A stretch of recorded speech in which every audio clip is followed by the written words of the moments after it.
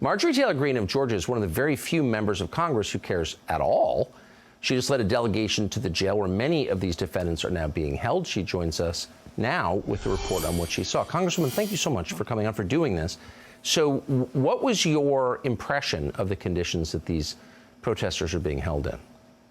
Well, I think what we all saw was a big cover-up. You see, I've been in that jail before, and I know what it looks like. I was there back in late 2021 when myself, along with Louis Gohmert, were the only ones to go into the jail and see the conditions that the pretrial January 6th defendants were being held in. And it was so horrific that we wrote a report called Unusually Cruel that's still on my congressional website today.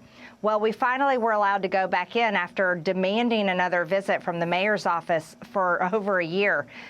We went in with the oversight committee, and what we found is they had scrubbed the jail clean, cleaned up all the mold, and freshly painted the entire area so that it looked a lot better. Well, I got to tell you, Tucker, it fooled the Democrats, Robert Garcia and Jasmine Crockett, that came along with us, because they praised the jail after we left in their press conferences and praised the warden.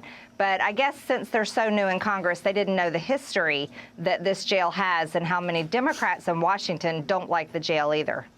I mean, the fact that anybody is being held without even a trial yet, over 2 years later, is shocking to the conscience.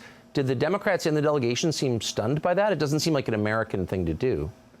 No, they didn't care at all. As a matter of fact, they criticized us for talking with the pretrial January 6th defendants and being friendly with them. But you know what? We would have talked to the other inmates and defendants that were in the jail in other areas if they had given us a chance. You see, it was interesting. The director and all of the employees at the jail, they wouldn't let us talk to anyone else in the jail, only the pretrial January 6th defendants, which I found very disturbing because I want oversight of the entire jail. But other things that I found that really bothered me, and I think it should bother everyone, and we as Republicans have to do something about it, is the medical director in the jail showed off and bragged about all of her medical services and treatments that they can provide in the jail. But when we talked to the pretrial January 6th defendants, they told us they were receiving no medical treatments for problems and health problems that they have. Even one man in there with non-Hodgkin's lymphoma. He has cancer, and he doesn't get any treatment there.